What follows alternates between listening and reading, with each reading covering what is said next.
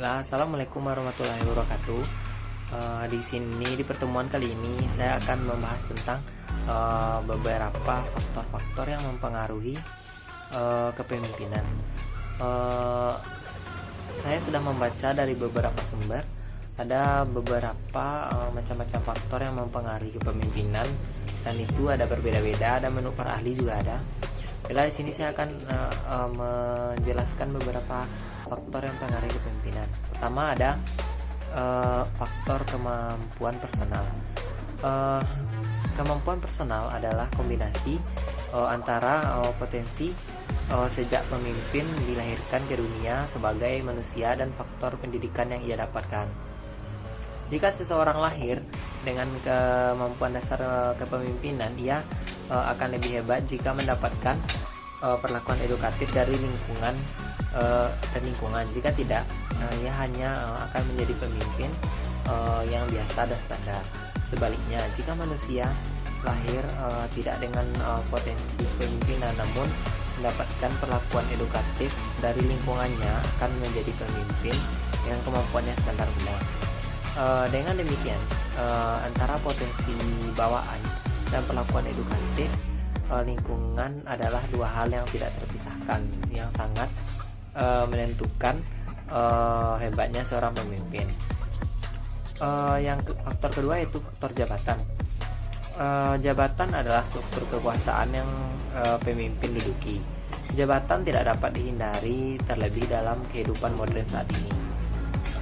Semuanya seakan terstrukturifikasi. Dua orang mempunyai kemampuan kepemimpinan yang sama, tetapi satu yang mempunyai kejabatan dan yang lain tidak, maka akan kalah pengaruh. Sama-sama mempunyai jabatan, tapi tingkatannya tidak sama, maka akan mempunyai pengaruh yang berbeda.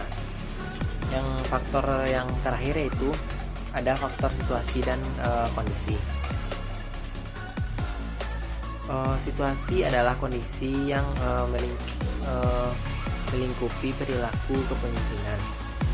Di saat situasi tidak menentu dan kacau, akan lebih efektif jika hadir seorang pemimpin yang karismatik.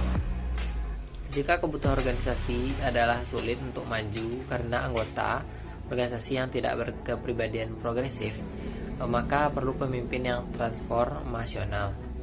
Jika identitas yang akan dicitrakan oleh organisasi adalah religiusitas, maka kehadiran pemimpin yang mempunyai kemampuan kepemimpinan spiritual adalah hal yang sangat signifikan. Begitulah situasi berbicara. Ia juga memilah dan memilih kemampuan para pemimpin. Apakah ia hadir di saat yang tepat atau tidak?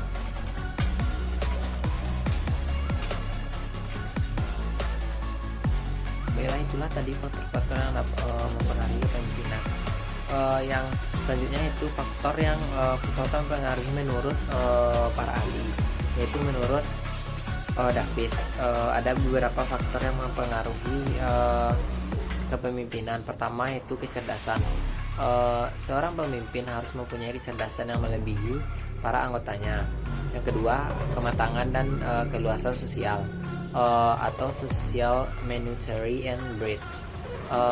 Seorang pemimpin biasanya memiliki emosi yang stabil, matang, memiliki aktivitas dan pandangan yang cukup matang. Yang ketiga itu ada motivasi dan dorongan prestasi atau inner motivation and achievement drives. Dalam diri seorang pemimpin harus mempunyai motivasi dan dorongan untuk mencapai suatu tujuan. Yang keempat yaitu ada hubungan manusiawi.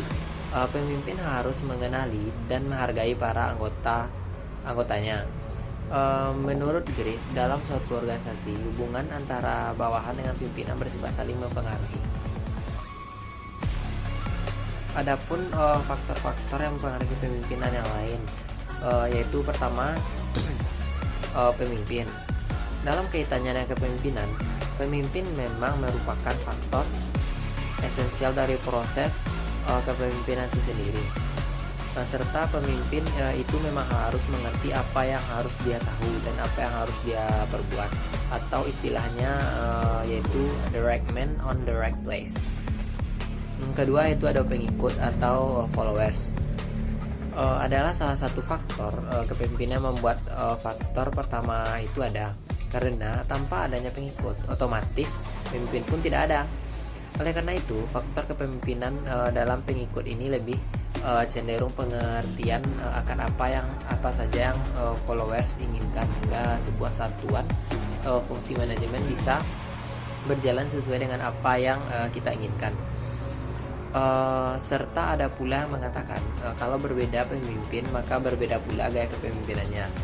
Karena itu pengikut di sini memang harus menyesuaikannya dengan cepat. Yang selanjutnya itu ada komunikasi. Salah satu hal yang menjembatani antara pemimpin dan pengikut adalah proses komunikasi itu sendiri.